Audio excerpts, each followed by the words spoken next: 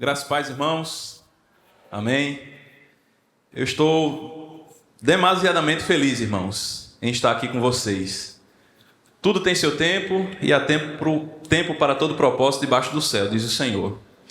E fazia muito tempo que eu desejava vir à igreja aqui de Candeias, conhecer os irmãos e vir especialmente em um culto.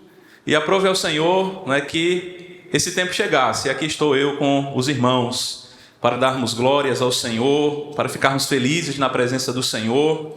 E eu fico, irmãos, muito, mas muito feliz, porque é uma igreja que me faz recordar muito a igreja de Barra de Guabiraba, que é a igreja de onde eu saí. É uma igreja que, um tanto que se assemelha à dinâmica aqui da igreja de Candeias. O irmão Schanfer conhece lá a igreja. É de lá que veio o pastor André, que já esteve por aqui. É de lá que veio o pastor Ivanilson, que também já esteve por aqui. Ivanilson que está lá em Macaé. E agora também estou tendo a oportunidade de conhecer aqui a igreja de Candeias, de Barra de Guabiraba para Candeias. E nós louvamos ao Senhor por todas as suas misericórdias, pelas bênçãos que Ele nos tem concedido. Eu posso dizer, irmãos, com toda certeza que o meu coração está aquecido, porque aqui nós temos uma igreja vibrante. Aqui nós temos um ambiente de culto onde nós temos a convicção de que Deus está presente. E Deus seja louvado, irmãos, porque a nossa maior alegria é Deus entre nós, é o Senhor no meio do seu povo. Amém, irmãos? Nessa manhã nós estaremos ouvindo a palavra do Senhor, conforme nos é apresentado no livro do profeta Jonas. Então vamos abrir a palavra do Senhor no livro do profeta Jonas. Amém, irmãos? Livro do profeta Jonas, assim nos diz a palavra do Senhor. Veio a palavra do Senhor a Jonas, filho de Amitai, dizendo: Dispõe-te, vai à grande cidade de Nínive e clama contra ela, porque a sua malícia subiu até mim. Jonas se dispôs, mas para fugir da presença do Senhor para Tarsis. E tendo descido a Jope, achou um navio que ia para Tarsis. Pagou, pois, a sua passagem e embarcou nele para ir com ele para Tarsis, para longe da presença do Senhor. Amém. Até aqui, por enquanto, vamos estar orando ao Senhor. Senhor, nós bendizemos a Ti, Senhor, porque Tu és o Deus de graça, de imensa bondade. E aprove ao Senhor nos conduzir nessa manhã a esse texto da Tua palavra. E nós clamamos a Ti, Senhor, e pedimos para que o nosso coração seja transformado pela Tua palavra. Que Teu Espírito Santo tenha liberdade de trabalhar em nós e através de nós e ao redor de nós. Que, ó Senhor, a Tua glória seja manifesta em nossa vida. Assim nós oramos em nome de Jesus. Amém. Amém, meus irmãos. Existem pessoas que são privilegiadas, nascem em famílias privilegiadas, têm uma mente privilegiada, podem viver até em um contexto privilegiado, seja de cidade, seja de onde for, mas que por vezes essa pessoa ela pode fazer por onde estragar os benefícios que ela recebeu. Tem um filme na Netflix, Um Homem de Sorte. Talvez alguns irmãos já tenham visto esse filme. E é um filme de um garoto com uma mente privilegiada. Um jovem muito inteligente, mas que, devido à sua arrogância, à sua soberba, à sua inflexibilidade, ele termina aqui por estragar tudo. E eu tenho para mim que é muito possível que os irmãos possam ter alguma história próxima, seja de família, seja de algum conhecido, algum amigo, que terminou estragando tudo na vida por conta de uma dureza de coração, por conta de uma falta de sabedoria, por conta de uma inflexibilidade interior. E nós poderíamos até ver Jonas assim dessa forma. Um homem privilegiado que faz por onde estragar os benefícios que ele recebe da graça de Deus, das bênçãos do Senhor. Jonas, ele tem esse posicionamento interno. É um homem temoso, é um homem inflexível, é um homem que faz por onde buscar um caminho oposto aos privilégios que ele recebe da parte do Senhor em sua graça. Para tanto, irmãos, estaremos refletindo nessa manhã sobre o seguinte tema: missão privilegiada e a graça multidimensional. Missão privilegiada. Nós, ao olharmos para a pessoa, a figura que é mencionada aqui, nós vemos já de cara um grande privilégio que muitos desse mundo não têm: o privilégio da palavra de Deus. Há muitos que não conhecem ao Senhor, o Deus da aliança, o Deus que se fez conhecido, o Criador do universo. E Jonas, já de cara aqui, ele é aquele que é beneficiado com a palavra de Deus. Veio a palavra do Senhor a Jonas. A grande riqueza do homem. Deus falando, Deus iluminando a sua mente, Deus esclarecendo o seu coração, Deus o tirando das trevas para a luz. Esse é o maior dos privilégios de Jonas. Mas Jonas não tem apenas esse privilégio. Jonas tem muitos outros privilégios. É dito que ele é filho de Amitai, filho da verdade. Assim significa o nome do pai de Jonas. Ele é o filho da verdade. Podemos até dizer duplamente, porque Deus é verdade. E Jonas é também filho de Deus, filho da verdade, filho da luz, filho da aliança com o Senhor. Jonas, ele é alguém que nós podemos também observá-lo como sendo alguém privilegiado no sentido de ter recursos, pois é alguém que tem dinheiro para comprar uma passagem naquele tempo, para ir para um lugar muito distante. E Jonas é essa figura. Mas mesmo diante de todos esses privilégios que ele recebe da graça de Deus, das bênçãos do Senhor, ele começa em uma jornada completamente oposta a esses benefícios que ele recebe da parte do Senhor. O Senhor chega para ele e diz: Jonas, dispõe-te. Em vez de Jonas dizer: eis-me aqui, Senhor, envia-me a mim, eis-me aqui, estou pronto para fazer a tua vontade, Jonas, por assim dizer, diz: vou nada. Eis-me aqui, vou logo ali. Quer saber desse negócio não. Ir para onde? Para Nínive. Para aquele povo cruel, aquele povo sanguinário. Um povo, irmãos, que nós poderíamos fazer equipará-los em termos de crueldade aos nazistas, em termos de crueldade aos senhores de engenho que massacravam os escravos no nosso país. Os ninivitas eram terríveis, eles eram sádicos, eles tinham prazer em torturar os seus inimigos, de disseminar o terror. Era um povo que não conhecia o Senhor. E Jonas recebe uma missão de ir para esse povo, uma missão sem precedentes, uma missão extraordinária, um privilégio grandiosíssimo que Jonas está recebendo, de ir pregar em meio a esse povo. Mas Jonas, ele se indispôs de levar a mensagem de Deus a este povo, uma mensagem que, ainda sendo uma mensagem de juízo, mas no juízo de Deus se subentende também a sua graça. Deus poderia simplesmente destruir a cidade de Nínive sem dar nenhuma mensagem para ela, mas se Deus estava enviando um profeta, havia ainda que, em um ponto distante talvez, um sinal de esperança de que Nínive pudesse se arrepender e de que pudesse ter uma outra história. E Jonas muito bem conhece o Senhor. Ele sabe que Deus, ele é misericordioso, compassivo, clemente. Ele é um discípulo do profeta Elias.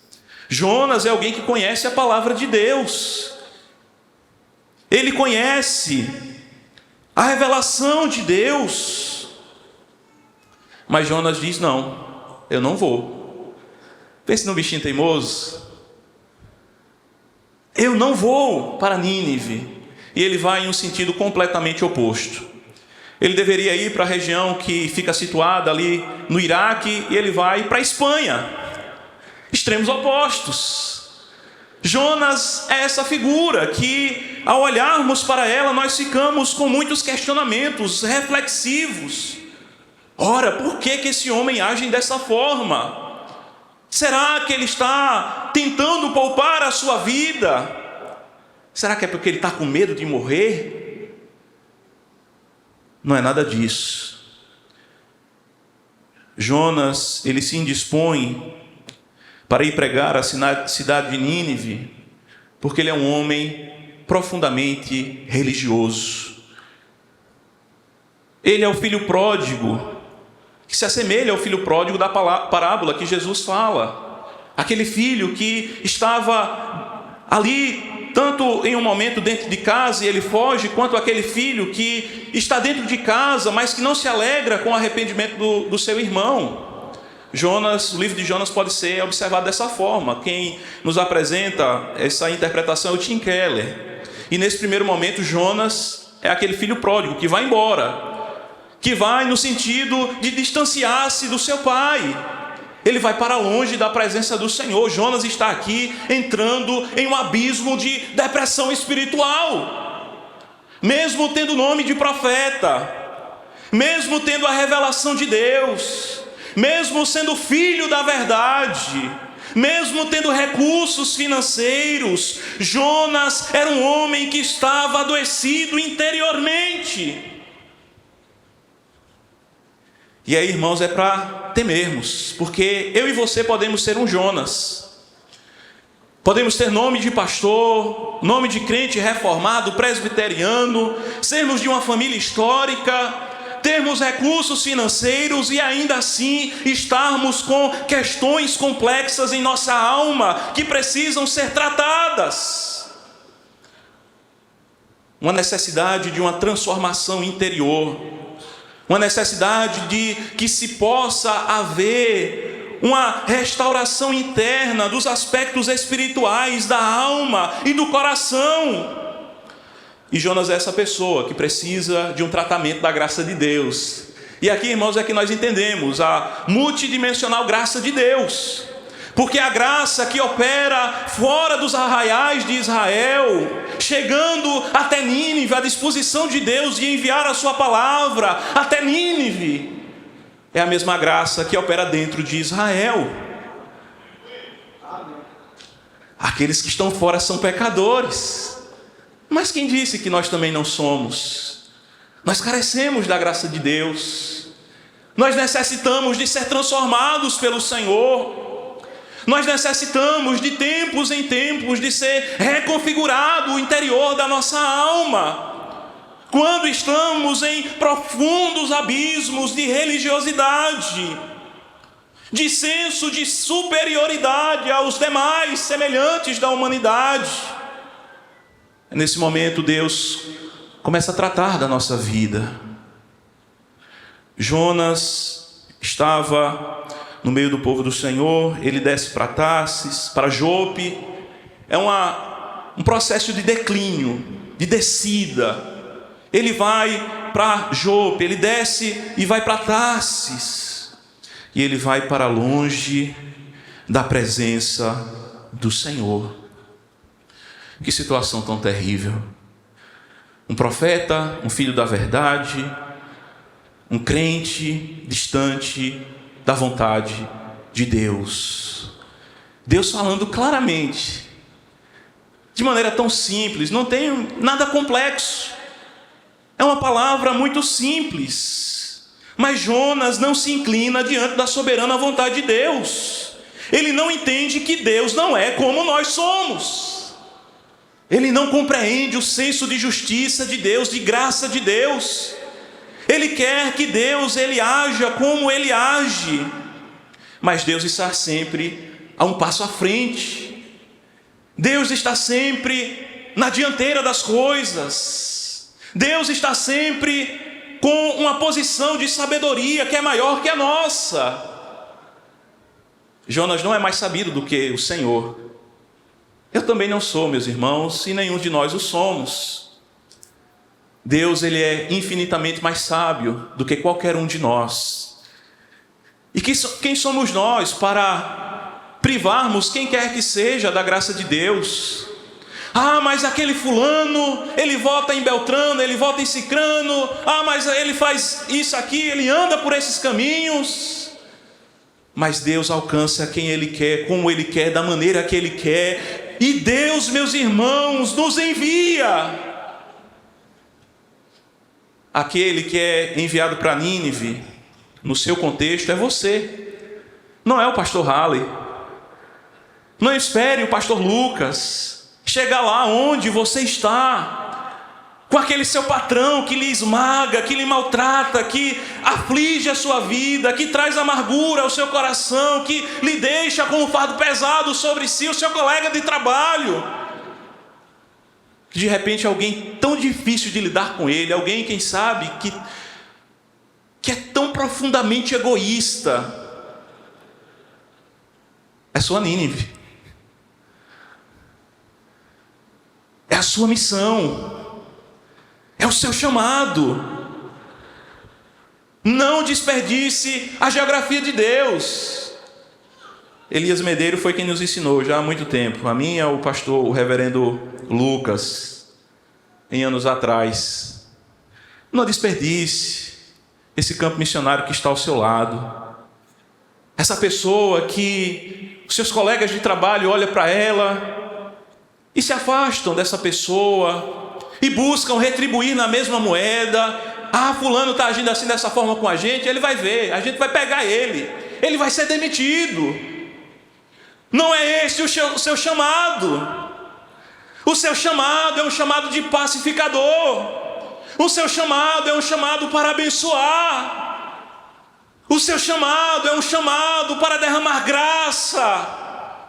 A graça que lhe alcançou, que trabalha em sua vida e através da sua vida, precisa chegar até essa pessoa. Um dia, irmãos, éramos nós os ninivitas. Um dia éramos nós que estávamos numa busca louca e desenfreada, tendo prazer no mal, tendo prazer em fazer aquilo que desagrada ao Senhor. Éramos por natureza inclinados para todo o mal. Lutávamos contra Deus, estávamos em guerra contra o povo do Senhor. Nós não queríamos a sua palavra. E Deus nos alcançou.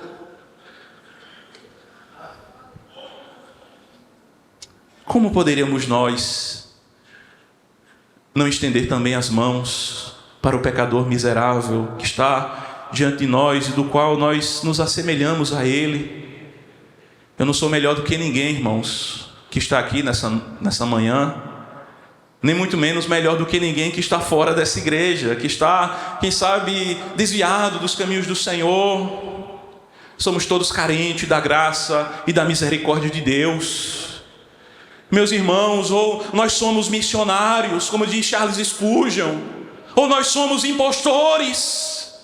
A nossa fé não vale R$1 se nós não formos missionários. Cristo é um missionário que veio por nós, que morreu para salvar um povo dos seus pecados.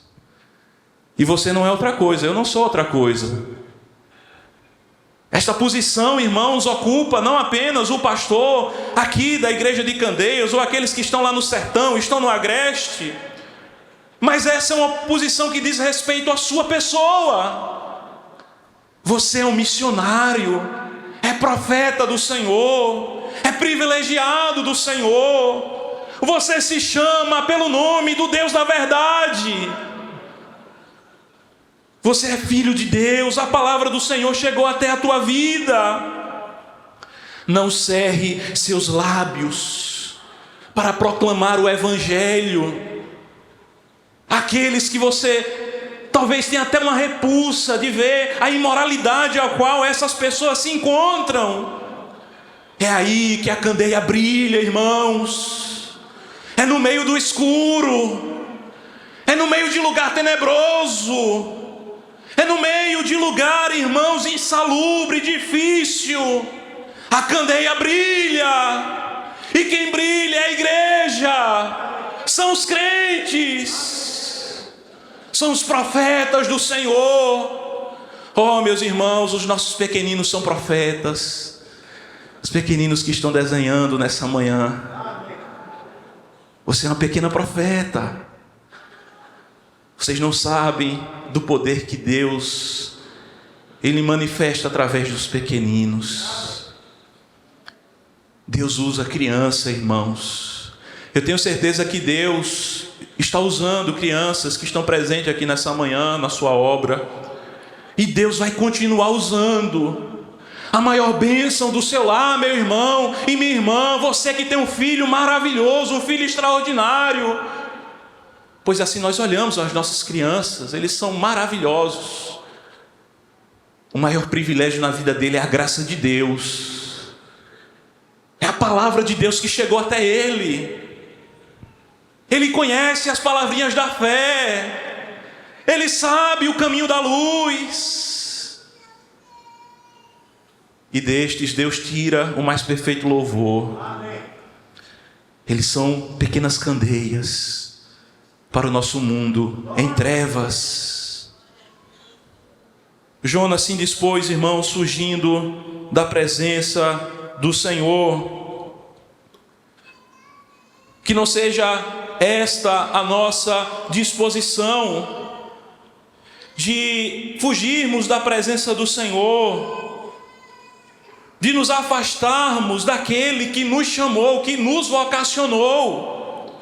Eu não tenho sombra de dúvida, irmãos, de que eu e você somos vocacionados pelo Senhor. Ah, pastor, mas eu não sei não, pastor, o senhor está dizendo essas coisas aí, mas eu olho para mim, eu me vejo tão fraquinho. Ontem nós no presbitério estávamos refletindo sobre isso. É na nossa fraqueza que o poder de Deus se aperfeiçoa. A esperança, ela surge da nossa insuficiência. Deus se utiliza de pessoas assim, irmãos, como eu e você, que ao olhar para nós mesmos, nós dizemos: eu sou muito fraco. Mas Deus usa. Uma das pessoas que eu sou grato, irmãos, e serei por toda a eternidade, é uma irmã da igreja de Barra de Guabiraba, que me adotou como filho de oração, e que foi uma mãe verdadeiramente, me instruiu nos caminhos do Senhor. Essa senhora, ela não sabia ler, mas ela orava por mim. Ela não tinha nenhum curso de teologia, mas quem disse que para você ser usado por Deus tem que ter curso de teologia? Isso é bom, essas coisas são boas, mas não lhe priva de ser um poderoso instrumento de Deus. E aquela mulher orava por mim, compartilhava o evangelho comigo, me levava para a igreja, me ensinava os caminhos do Senhor, chorava por mim. E às vezes, irmãos, a única palavra assim que eu tenho outras, mas a que mais me marcou era quando ela dizia: Abraão, a bandeja do mundo não tem o que oferecer. Não busque este mundo, não se entregue a este mundo. Seja um menino de Deus, viva pela fé. E aquelas palavras, irmãos, entraram na minha alma e nunca mais saíram. Assim é você também, minha irmã. Dia da mulher presbiteriana, você que é avó, você não sabe do poder que as suas palavras têm na vida dos seus netos. Fale as palavrinhas da fé para os seus netos, eles nunca mais vão esquecer. Vai ficar marcado, você vai embora, você vai entrar para a eternidade, e eles vão ficar aqui lembrando das palavras da fé que você compartilhou com eles, como eu estou compartilhando e dando testemunho nessa manhã. Pregue a palavra, compartilhe o evangelho, por mais que seja um contexto tão difícil, como por vezes acontece nas universidades. Você jovem, universitário, um campo de guerra, guerra das ideias, guerras ideológicas, onde para o cristão não há mais espaço. Querem colocar uma mordaça na sua boca, mas ali você precisa se posicionar. Não estou dizendo para você estar fazendo contendas com professores, brigando dentro da universidade, não. É na sua posição de um crente fiel, temente ao Senhor, cheio do Espírito Santo. Você não precisa estar esbravejando com ninguém, brigando com ninguém. Apenas precisa ser uma testemunha fiel do Senhor. Através do seu testemunho, Deus vai impactar o seu colega de universidade. Deus vai impactar, meu irmão, o seu professor, que de repente lhe oprime. Você é a pessoa mais esforçada da turma e ele não lhe dá a nota que você merece. Ele coloca uma nota para baixo. Mas você ali se posiciona como crente, você vai dando glória a Deus.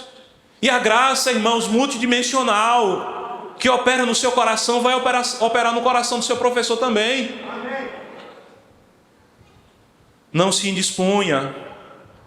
Não diga como Jonas, não é por assim dizer, eis-me aqui, vou logo ali. Diga, eis-me aqui, envia-me a mim, Senhor. Apresente diante do Senhor a sua fraqueza.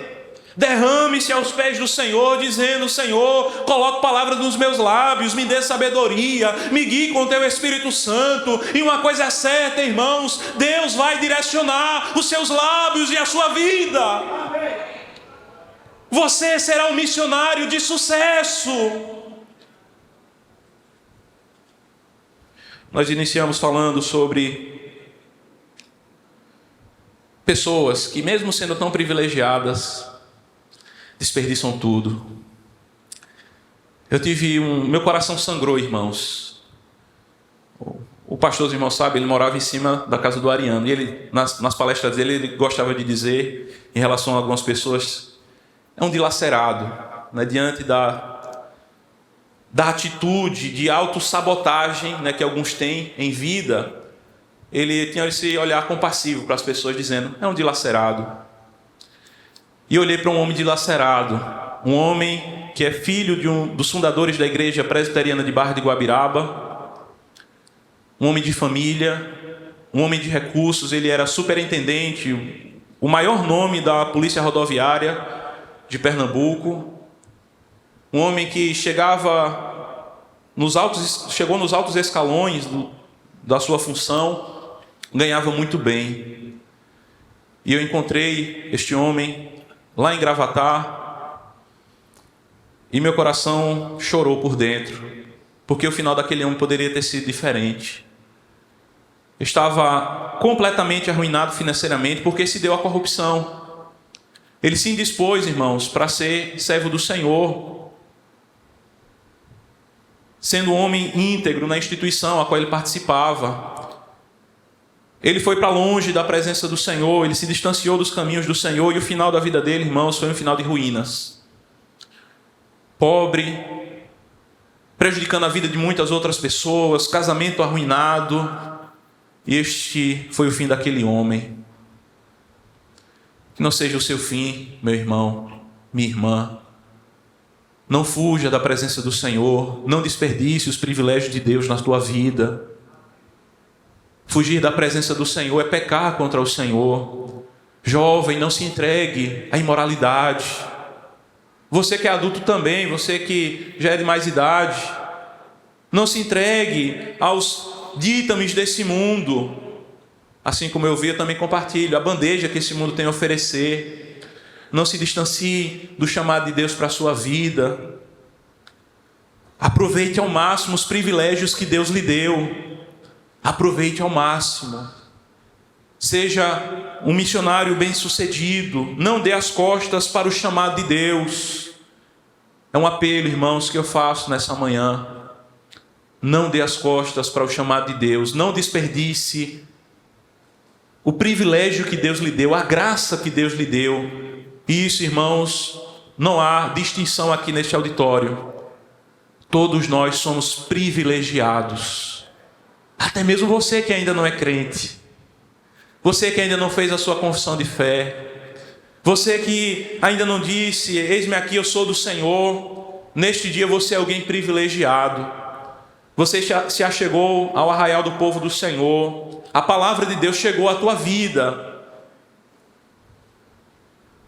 Não desperdice esse privilégio. Não desperdice. Senhor, a tua palavra é incomparável. Senhor, nós olhamos para Jonas e por vezes, quando nós olhamos para personagens assim, nós queremos jogar para terceiros. Ó Senhor, que eu veja o Jonas que é em mim nessa manhã. Que eu possa, Senhor, ver os caminhos pelos quais, Senhor, eu tenho andado e tenho me afastado da Tua presença. Que eu possa contemplar, Senhor, as indisposições da minha alma. Que eu não diga, Senhor, eis-me aqui, vou logo ali, mas que eu diga, eis-me aqui, Senhor, envia-me a mim. Para o caminho da santidade, para o caminho do temor ao Senhor, para o caminho da pregação do Evangelho, para o caminho, Senhor, de estar, Senhor, aos Teus pés e viver para Ti, na igreja, em casa, no trabalho, na escola, na praia, no futebol, no jiu-jitsu, onde quer que o Senhor nos envie, onde quer que possamos estar, sejamos instrumentos do Senhor. O Senhor nos congregou, nos ajuntou para Si. E o mesmo Deus que nos congrega é o Deus que nos envia, dizendo: ide e pregai o Evangelho a toda a criatura. Ó Senhor, desata os lábios do Teu povo para pregar, Senhor, com coração, com alma, com amor, aos homossexuais da nossa geração, aos adúlteros, aos prostitutos, aos drogados, aqueles que estão entregues, Senhor, completamente aos seus desejos interiores e aprisionados internamente. Desata os lábios, Senhor, do Teu povo, que sejam lábios, Senhor, inundados de amor, inundados, Senhor, com a graça que superabundou em nossa vida. A graça que nos faz ver que nós somos, Senhor, como os demais homens da face dessa terra. Todos pecaram e destituídos estão da glória de Deus. Nós não somos melhor do que ninguém, Senhor. Envia-me, Senhor, a mim. Envia-nos a nós, Senhor, em nome de Jesus. Amém.